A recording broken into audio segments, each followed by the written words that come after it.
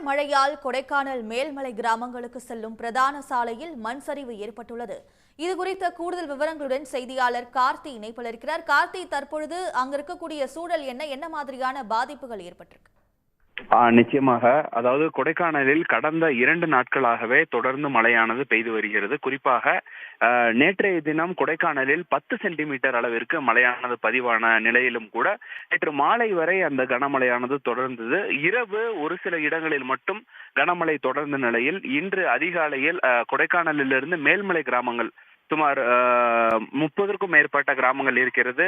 பூம்பாறை, மன்னவனூர், கெலாவரை, போலூர் உள்ளிட்ட 30க்கும் மேற்பட்ட கிராமங்கள் இந்த பகுதியை கடந்துதான் செல்ல வேண்டும். தற்போது இந்த மேல்மலை கிராமங்களுக்கு செல்லக்கூடிய பிரதான சாலையாக இருப்பதுதான் இந்த அப்சர்வேட்டரி சாலை. அப்சர்வேட்டரி சாலையில் நேற்று இரவு பெய்த அந்த மழை காரணமாக நிலச்சரிவானது ஏற்பட்டு இருக்கிறது. நிலச்சரிவின் காரணமாக இந்த பகுதியில் போக்குவரத்தானது முழுவதுமாகவே தடைப்பட்டு இருக்கிறது. மேலும் இந்த அப்சர்வேட்டரி சாலைகளுக்கு கடந்து மேல்மலை கிராமங்களுக்கு செல்லக்கூடிய கிராம மக்கள் கிட்டத்தட்ட 8 கிலோமீட்டர் சுற்றி ஏரி சாலை, பாம்பார்புரம் வழியாக தற்போது சென்று வருகிறார்கள். தொடர்ந்து இந்த பகுதிகளில் இந்த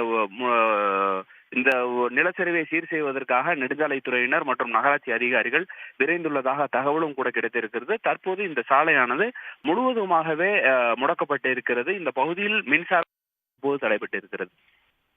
விவரங்களுக்கு நன்றி கார்த்திக். உடனுக்குடன் செய்திகளை தெரிந்து கொள்ள சன் நியூஸ் பெல் ஐகானை கிளிக் பண்ணுங்க.